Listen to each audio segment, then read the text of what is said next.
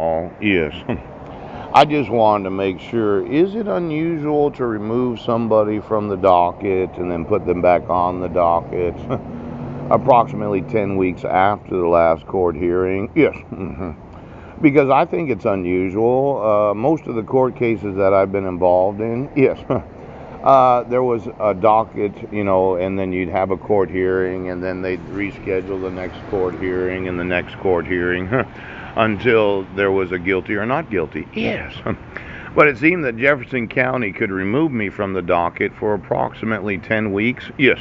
Then obligate me to have to go to court on the 30th when I didn't have a docketed court hearing. Now, is it cruel for a citizen? Right.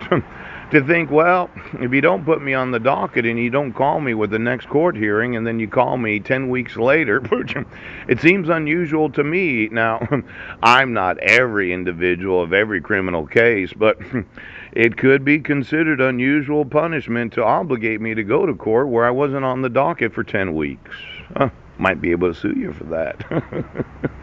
Now, this amendment number 9, this reservation of the rights of the people, the enumeration in the Constitution of certain rights, it seems that they explain them. Yes.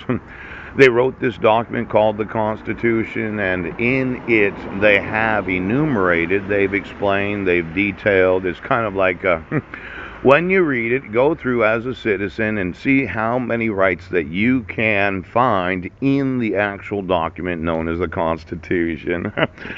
Of certain rights shall not be construed as in, well, if you read it there and it's your right, you cannot be denied or disparaged, others retained by the people.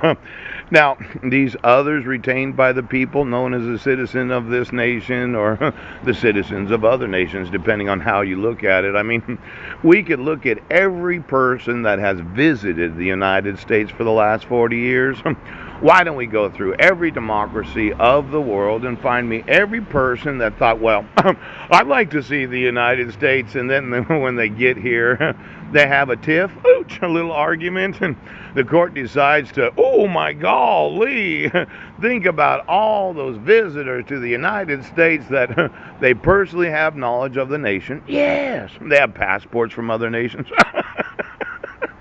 They get here and the court decides to issue a court order where they were not given any due process, and there's no penalty of perjury for the individual that filed the petition. Yes, and they get stuck here. They can never get back to their homeland. Isn't that right? Yes, yes.